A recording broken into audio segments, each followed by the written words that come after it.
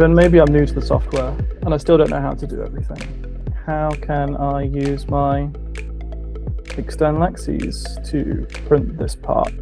I haven't said what settings should I change, what operator should I use.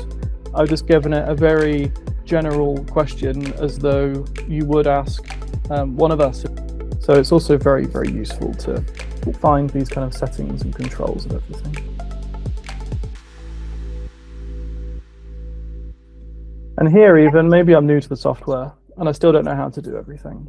I've created my toolpath, but I'm not using any external axis. It's trying to print it directly onto the part like this, and there's a funny rotation and it's all quite confusing. Collisions and...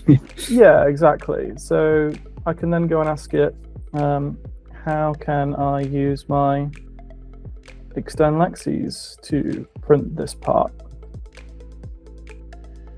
So it's also great for software questions too. I haven't said what settings should I change, what operator should I use. I've just given it a very general question as though you would ask one of us. If you were a user of the software and you need support, this is kind of the way that people would ask questions. And we can talk to the AI in the same way.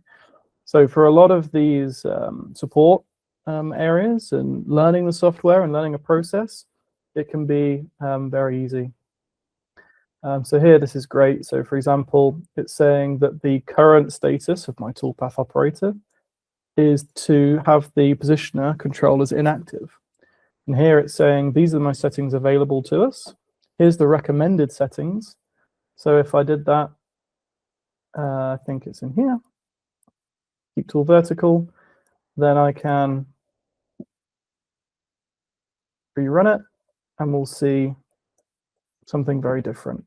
So it's also very, very useful to find these kind of settings and controls of everything. Exactly what I wanted.